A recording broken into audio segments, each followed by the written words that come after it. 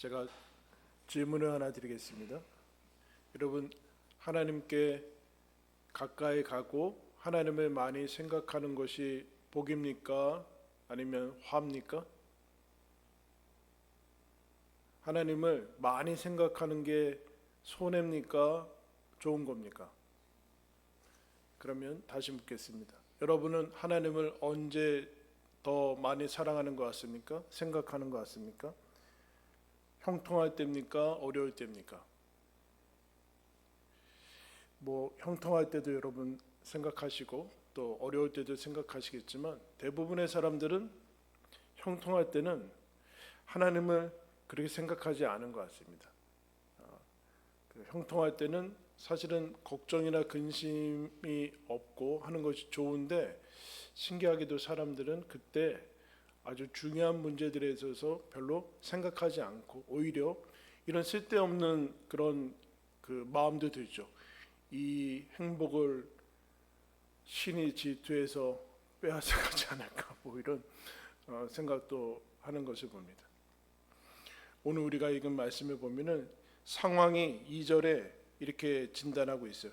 악한 자가 교만하여 가련한 자를 심히 압박하고 있다. 분명히 보기에 악한 사람인데 힘없는 가련한 자를 압박하고 있는데 이게 그대로 계속되고 있는 상황이 보십니다. 그런 상황을 보면서 이런 외적인 상황을 보면서 이 시편 기자가 어떤 마음을 가지고 있는가? 1절에 이렇게 얘기합니다. 여호와여 어찌하여 멀리 서시며 어찌하여 환난 때에 숨으시나이까? 시편에 종종 등장하는 하나님이 멀리 계신 것 같다는, 하나님이 가까이 계시고 늘 우리와 함께 하시는 하나님이 아니라 멀리 느껴지고 오히려 심지어는 숨어 계시는 하나님이 등장하고 있습니다. 하나님 어디 계시는가? 차마 하나님이 안 계신다고 얘기할 수는 없지만 하나님이 안 계신 것 같은 느낌이 들고 멀리 계시고, 계신다고 하면은 무능한 것인가? 아니면 우리한테 관심이 없는가? 이런 중세의 세속 역사에서는 그 어두운 시기라고 하는데 사실은 그래서 신학과 모든 교회가 다스리는 것에서 벗어나서 계몽 시대, 빛이 비춰졌다고 하지만 사실은 그런 것은 아니죠. 계몽 시대에 이르면서 그 중세 시대의 여러 가지 어려운 점들을 벗어나면서 신앙인들이 어떻게 타협을 했는가? 이제 여러분 아침 저녁으로 시원하시죠? 아침 저녁으로 시원해요. 놀랍죠? 이것들은 다 신이 있긴 있는데 신이 여러분 제가 어렸을 때는 시계 같은 것도 막 괴종시계는 태엽을 감아줬어야 돼. 하루에 한 번씩 가서 막 감고 막 태엽 감아서 가고 그랬거든요. 그것처럼 신이 있는데 신이 태엽을 감아서 이 세상을 돌아가게 하고 이 세상에는 신에 관여하지 않고 멀리 좀 떨어져 있다. 기계적인 신을 얘기를 하기 시작했어요. 계몽주의가 이성의 시대 아닙니까? 그것을 한자어로 이신론이라고 해요. 이신론. 이신론은 이단이죠. 이단이라기보다는 정통 이론은 아니죠. 하나님이 태엽처럼 이 기계, 과학 법칙으로 이 지구를 돌아가게 해놓고서 하나님은 멀리 떨어져서 그냥 이렇게 돌아가는 것을 본다.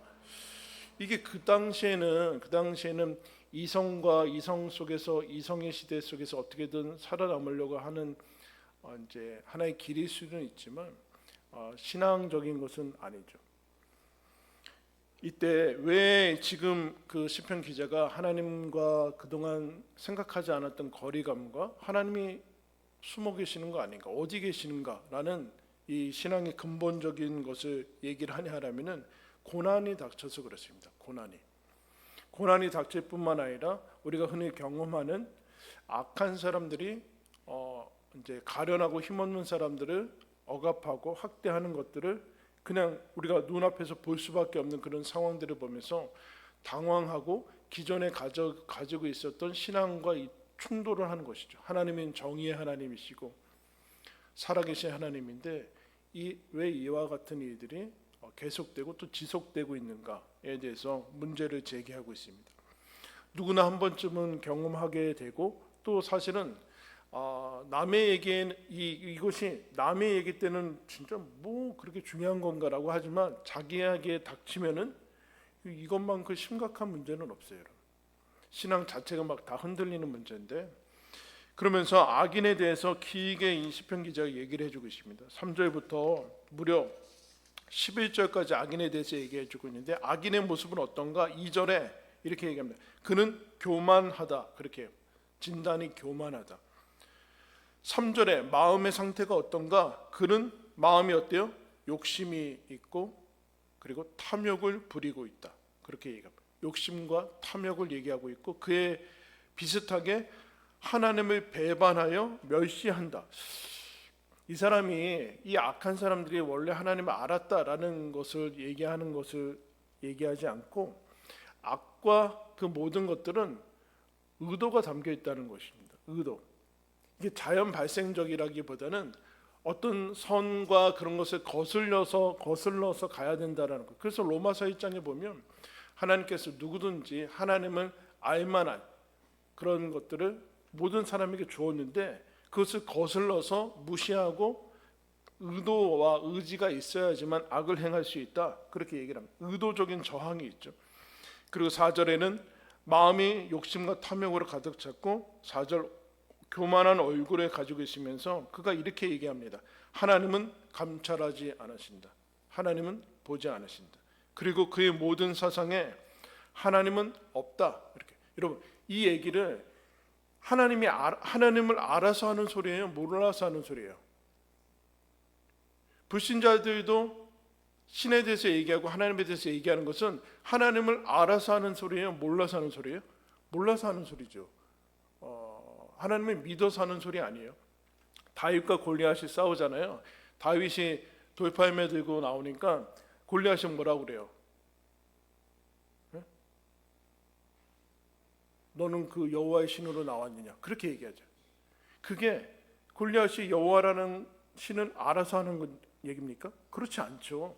그랬으면 그렇게 얘기하지 않았을 겁니다. 지금 그런 얘기를 하는 것이 아니라, 알아서 하는 얘기가 아니라, 그냥 사실은 모든 사상에 하나님이 없다라는 얘기는 그의 바람이 담겨 있어요. 바람. 하나님이 없어야 되는 거예요, 사실은.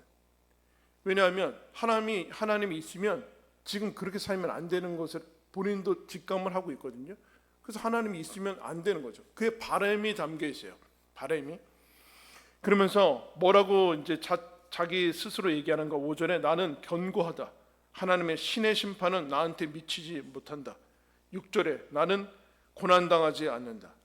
그래서 이것이 그의 마음인데, 그의 생각이 담겨져 있고, 7절에 그것이 입으로는 저주와 거짓과 포악과 죄악의 입으로 나오고 있다.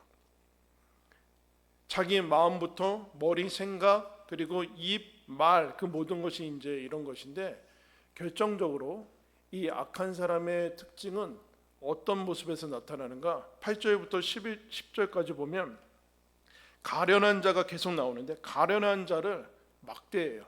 학대하고 그 조그만 가진 거 빼앗고, 그러니까 그의 주변의 이웃들을 어떻게 대하느냐를 보면서 이 사람이 악한 사람인가 그렇지 않은가를 볼 수 있다라는 거죠. 왜 그렇게 됐는가? 본인이 하나님이 없다고 스스로 외치니까 하나님이 그 안에 거하지 않겠죠. 그러자 마음과 영혼이 부패하죠. 죽는 모습으로 나오고 있고, 이제 신약 성경으로 가면 이것은 그는 이성이 없는 짐승과 같다. 그렇게 얘기합니다. 이성이 없는 짐승과 같아서 양심과 모든 것이 무감각하고 마비가 되어 있는 상태죠. 무감각하니까 잔인한 일도 잔인한 말도 할 수 있는 거죠. 악을 행하기 위해서는 먼저 자기의 마음을 강팍하게 만들어야지만 본인은 이게 이제 방어가 되니까, 그러니까 잔인함과 그 모든 것을 할 수 있는 이유는 하나님을 없고 무감각함과 마비된 상태로 가는 것입니다. 그래서 하나님 없는 상태죠. 그러면서 그가 4절에 하나님은 안 보신다, 감찰하지 않으신다. 그러면서 11절에 이렇게 얘기합니다. 11절에 그가 그의 마음에 이르기를 하나님이 잊으셨고 그의 얼굴을 가리셨으니 영원히 보지 아니하리라 하나이다. 여러분, 그런데 이 11절 말씀은 시편 기자가 처음에 하나님 어디 계십니까?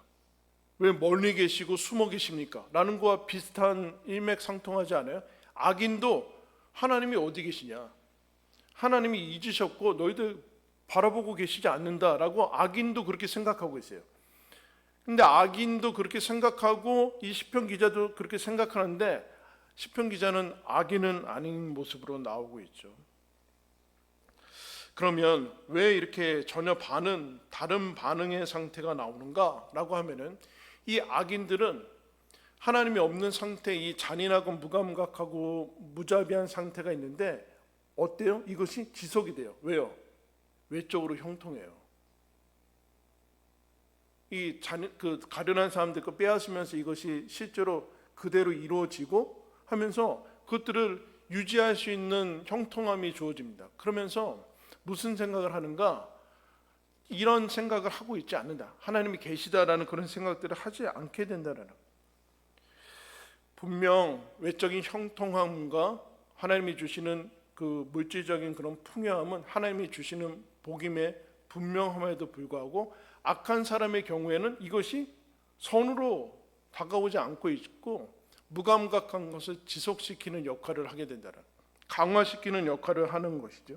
왜냐하면 중간에 심판이나 실패를 보이는 것이 와서 뭔가 방향이 전환이 되던가 아니면 뭔가 충격을 받아야 되는데 그런 일이 없이 계속 가고 있어요. 그래서 이 사람에게는 이것이 오히려 대단히 큰 어려움들과 마이너스로 다가오고 있는 것이죠. 그에 비해서 형통함과 평안이라는 것은 하나님에 대한 감각과 의식을 가지고 있는데, 형통하고 평안할 때 아까 제가 여러분들한테 묻죠.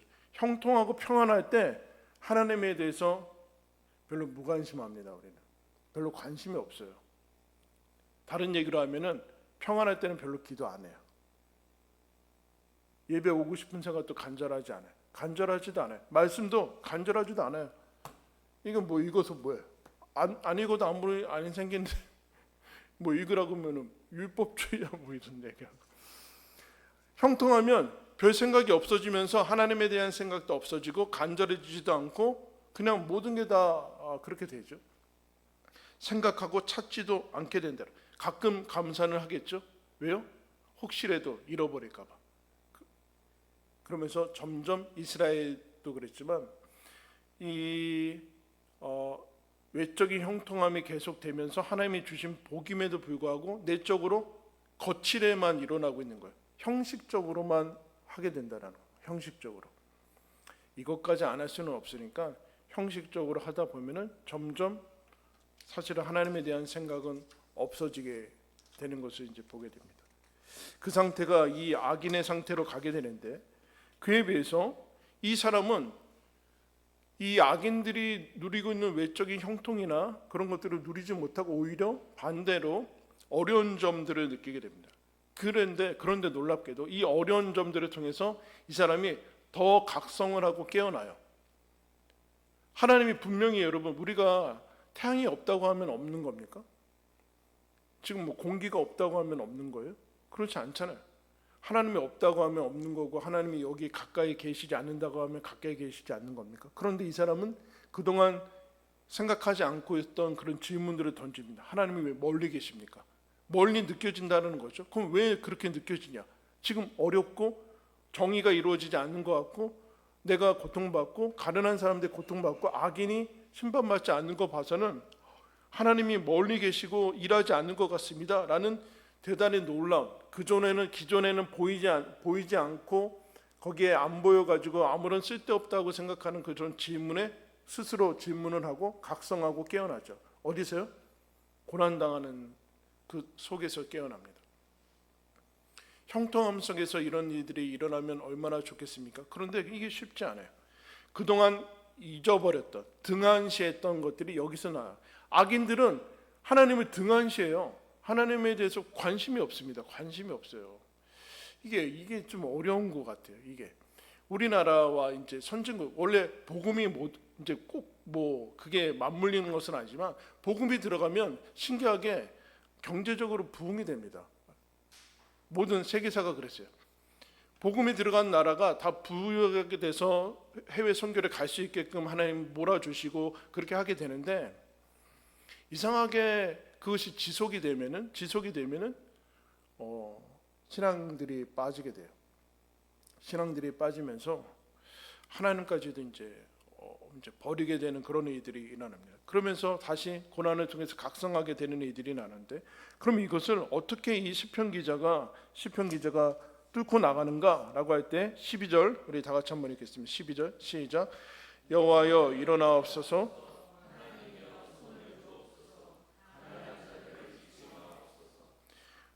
하나님께 더 가까이 나아가서 하나님 간구하고 있어요. 하나님 어찌해서 하나님 일하고 있지 않습니까? 하나님 일어나십시오.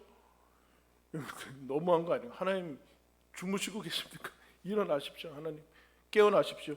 손을 드십시오. 가난한 자들을 잊지 마십시오.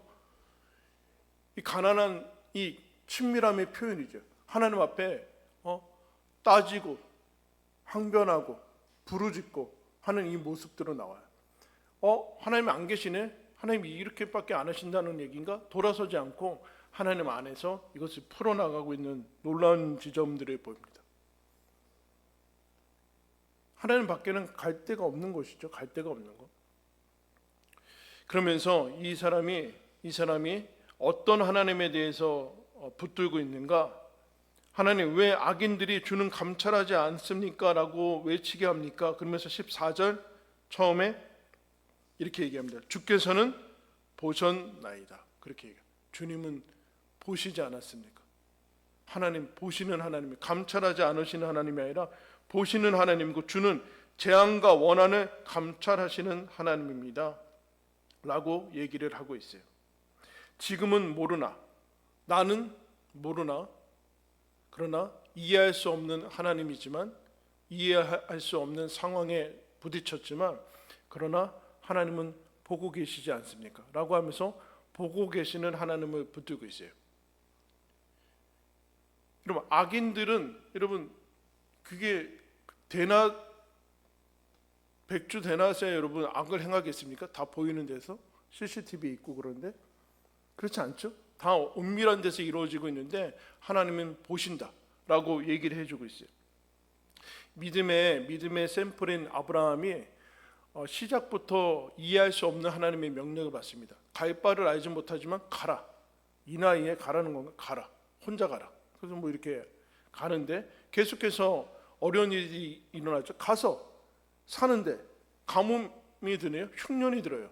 약속의 땅이면 떠나라고 했던 땅에 축복의 사람으로 갔으면은 흉년이 안 들어야 될 거 아니에요. 갔는데 흉년이 들어요. 내려가요 또. 내려가서 하나님께서 너를 하늘의 별과 같이 내 자손을 모래와 같이 많게 하겠다. 그러면 여러분 보통 1년에 몇 명은 낳아야 될 것 같아요? 네? 많이 낳아야 될 거 아니에요? 네? 근데 100살까지 주지 않으세요. 시기를 이해할 수 없죠. 하나님이 때를 이해할 수가 없고, 그래서 이제 이스마엘 낳게 되고 그 다음에도 이삭도 바치라고 하고, 그리고 결국에는 이삭 한 명으로 약속의 자손이 이어나가겠다고 하는 처음부터 끝까지 좀 이해할 수 없는 하나님을 만나게 됩니다. 그런데 아브라함이 그 하나님을 다 이해할 수는 없지만 이 하나님이 하라고 하시는 일은 분명한 이유가 있고 얼마든지 내 이해를 넘어서더라도 순종할 필요가 있다라고 하면서 여러분 이것이 믿음의 모습이 되는 것이죠. 그래서 하나님이 어떠한 분인지를 아는데 이 시편 기자는 그것을 하나님 보고 계신다, 감찰하시는 하나님이다 라고 얘기를 하고 있어요. 아까 아브라함이 얘기가 나와서 그렇지만 여러분 아브라함이 하갈과 함께해서 우리가 실수한 것 같다, 10년 지났는데 점점 아기를 낳을 수 없고 나는 아기를 안 주니까 당신 하갈이라는 그 첩을 얻어서 이제 후사를 이어라 라고 하니까 아브라함이 좋다, 알았다. 그런데 그 다음에 어떻게 돼요? 아기를 가져요. 여러분 안 가지면 우리가 이거 아닌가 보다. 그런데 가져요. 이스마엘을 낳았어요. 근데 이 하갈이 어떻게 합니까? 사라한테 너 애기 없지? 놀려요. 이 사라가 가만두겠습니까? 이건 네 책임이다. 아브라함 너 책임이다. 네가 알아서 해라. 그러니까 아브라함 또 공처간지 뭔지 모르지만 당신이 알아서 하라고. 그래서 어떻게 했는가? 성경에 이렇게 기록합니다. 사라가 하갈을 학대했다. 누가요? 믿음의 어머니가 사라가 하갈이 이제 가진 아기를 보면서 아마 약속의 자손이라고 오해할 수 있었겠죠. 하나님이 우리를 불러서 세웠는데 하갈이 먼저 아기를 가졌어요. 학대해서 하갈이 도망칩니다. 그 아기를 도망치는데 거기에서 나오는 하갈이 만나는 하나님이 누군가? 감찰하시는 하나님이에요. 아이랑 나와서 이제 여러분 갈 데가 어디 있습니까? 그 당시에 이런 도시도 아니고 죽은 거나 마찬가지인데 거기서 하나님께서 얘야 내가 너를 돌볼 것이다. 가서 내 주인에게 복종해라 라는 음성을 듣고 돌아갑니다. 그때 하갈이 나를 감찰하시는 하나님을 내가 여기서 볼 줄은 몰랐다. 그래서 예전 성경에는 나를 감찰하시는 하나님이라 나왔고 오늘 성경 우리 성경에는 나를 살피시는 하나님 이렇게 표현했습니다. 여기서 나를 바라보고 계시는 하나님을 만날 줄은 몰랐다. 그래서 부엘라 헤로이라고 이름을 붙이고 돌아가요. 돌아가서 거기서 이스마엘이 좀 클 때까지 자라거든요. 이러면 하나님은 어느 누구가 이렇게 마치 태생적으로 사라니까 무조건 그런 거 아니에요. 사라가 하갈을 학대하니까 하나님은 하갈 편을 드시고 가서 너 주인을 섬기면서 거기서 있다가 크면 시기가 되면 나와라. 그렇게 얘기를 해줍니다. 여러분 출애굽기 말씀은 오늘 말씀 접어두시고 출애굽기 3장을 좀 찾겠습니다.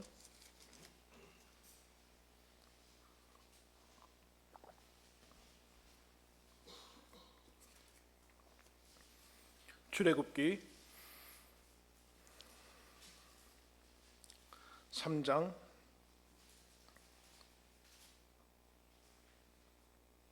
7절 보겠습니다. 7절 모세한테 이르시는 말씀입니다. 여호와께서 이르시되 내가 애굽에 있는 내 백성의 고통을 분명히 보고 그들의 감독자로 말미암아 부르짖음을 듣고 그 근심을 알고 내가 내려가서 그들을 애굽인의 손에서 건져내고 그들을 그 땅에서 인도하여 아름답고 광대한 땅 젖과 꿀이 흐르는 땅 곧 가나안 족속, 헷 족속, 아모리 족속, 브리스 족속, 히위 족속, 여부스 족속의 지방에 데려가려 하노라. 이제 가라. 이스라엘 자손의 부르짖음이 내게 달하고 애굽 사람이 그들을 괴롭히는 학대도 내가 보았다. 16절로 쭉 내려가서 또다시 반복합니다. 너는 가서 이스라엘의 장로들을 모으고 그들에게 이르기를 여호와 너희 조상의 하나님 곧 아브라함과 이삭과 야곱의 하나님이 내게 나타나 이르시되 내가 너희를 돌보아 너희가 애굽에서 당한 일을 뭐라고 나옵니까? 확실히 보았느라. 400년 지났어요, 여러분. 400년 동안 어디 숨어 계시다가 이제 나타나는 거예요. 400년 동안 하나님은 애굽이라는 강대국 안에서 손 쓰지 않고 이스라엘을 키웁니다. 손 대지 않고 이스라엘을 키워요. 이스라엘은 분명 거기에서 노예생활과 여러 가지 어려움들이 있었지만 어쨌든 다른 것은 신경 쓰지 않고 거기서 계속해서 수적으로 늘어나요. 그런데 그 부르짖음을 듣고 고통을 알고 분명히 보았다. 계속 이런 얘기를 해주고 있어요.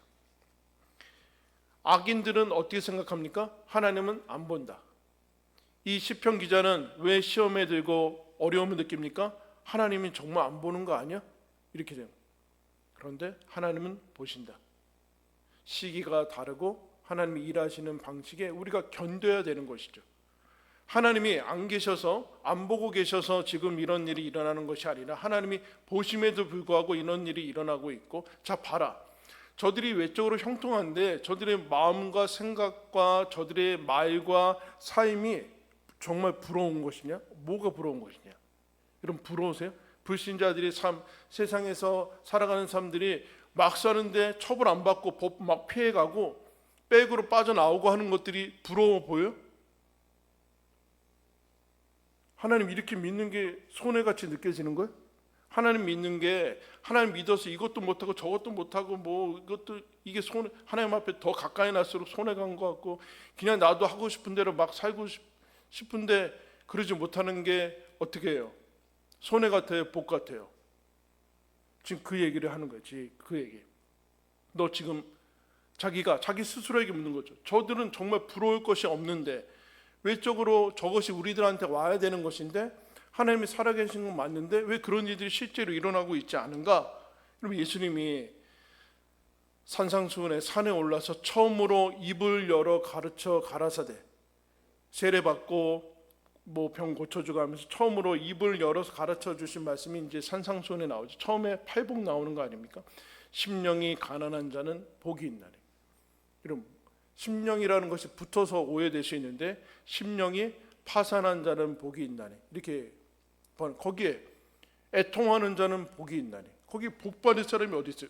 줄이고 의에 줄이고 목마른 사람은 복이 있나니, 예수님 때문에 신앙 때문에 박해받은 사람은 복이 있나니, 온유한 자는 복이 있나니. 온유한 자는 뭐예요? 아무것도 아니고 우유부단하고 그냥 비실비실한 사람이라는 거 아니에요? 거기 무슨 복이 있습니까? 그런데 천국이 그들의 것임이라 이렇게 얘기하고, 기뻐하고 즐거워하라 하늘에서 너희의 상이 크다. 지금 뭔가가 이루어지고 있지 않다라는 얘기는 하나님께서 지금의 현재를 영원한 상으로 바꿔주고 계시다라는 것을 믿어야 된다. 여러분, 우리가 하는 모든 얘기, 성경에 나와 있는 모든 얘기는 하나님이 안 계시면 다 헛소리입니다. 하나님이 안 계시면 제가 하는 소리, 성경에서 하는 소리 다 헛소리예요. 그런데 하나님이 계시면 계시기에 이 헛소리 같은 것이 진정한 약속이고 소망의 소리고, 여러분, 이것이 진리입니다. 아멘. 그러니까 하나님을 안 믿으면 이것도 아무런 의미가 없는 거예요. 근데 하나님을 믿으면 이것이야말로 하나님이 계시고 지금 어떻게 어떤 일이 일어나든지 간에 상관없고, 야, 지금 너희들 그 고생하고 저 악한 사람들이 힘 가지고 막 사는 게 저게 복이지, 너희들 뭐 그거 다 핑계 아니냐? 응? 핑계 아니야? 그야말로 이제 이 땅이 현실 도피하기 위한 그런 거 아니냐? 하나님이 안 계시면 맞아요. 그게 맞죠. 그런데 하나님이 계시면 여러분, 이거야말로 영원한 상으로 바뀌는 거예요. 그래서 마태복음 6장으로 넘어가면, 산상수훈 마태복음 6장으로 넘어가면 기도 구제 금식할 때 그 당시에 막 화려한 사람들이 기도 막 사람들 앞에서 하고 금식도 사람들 앞에서 하고 구제도 사람들 앞에서 할 때 예수님이 뭐라고 얘기합니까? 저들은 저들의 상을 이미 받았다. 상을 안 받았다고 얘기하지는 않으세요. 이미 받았다. 하늘의 상은 없다. 그러나 너희들은 하나님이 은밀한 중에 보시는 내 아버지께서 갚으실 거니까 하나님이 보시는 것으로 해라. 골방에서 하고 나팔 불면서 구제하지 말고 사람 보기에 뭐 하지 말고 하나님 보시는 거, 하나님이 은밀한 중에 너희들 보고 계시니까, 감찰하시니까 그거 봐라. 그러면 지금은 어떻다는 거예요? 하나님이 그 믿음을 주신다는 거예요. 그 지금의 상은 무엇이냐? 지금 가난한 자들이 지금 다 나왔잖아요. 아까 애통하는 자, 뭐 심령이 가난한 자, 여기서 오늘 12절부터 후반절에 무엇이라고 이제 시편이 얘기하냐면은 거기 다 그런 가난한 자, 겸손한 자, 고아, 압제당하는 자, 동일한 사람들이 나오고 있어요. 그러면 이 사람들이 빼앗긴 현재는 무엇으로 보상을 받는 것인가? 영원한 것으로 보상할 것이다. 그리고 그 자체로 너희들이 악인들에게는 내어주지 않는 복을 하나님이 주시고 있지 않냐? 하나님은 너희들한테 내어주시지 않았느냐? 저들은 없어서 심령이 썩었고 무감각하고 마비가 되어 있는 그 상태인데 너희들에게는 예수 그리스도라는 성령을 부어주셔서 그 상태에서 벗어나서 하나님을 믿고 선을 행하면서 하나님과 함께 가까이 살아나가는 인생을 허락해 주시지 않았느냐? 은밀한 중에 보시는 내 아버지께서 다 갚을 거다. 영원한 것으로 갚을 것이다. 이 땅의 것으로가 아니라 영원한 것으로 갚을 것이다 라고 말씀을 해주고 있습니다. 여러분, 하나님께서 잊지 않으시고 우리를 보고 계십니다. 세상의 모든 것도 보고 계십니다. 하나님께서 보고 계시고 감찰하고 계시고 살피시고 계시고, 내가 아무도 모르게 하는 하나님께 드리는 그런 모든 모습들도 영원한 상으로 바꾸고 있다라는 사실을 기억하면서, 이것이 이 세상을 살아나가는 저와 여러분들에게 복음이 되기를 예수님의 이름으로 축원합니다. 기도하겠습니다.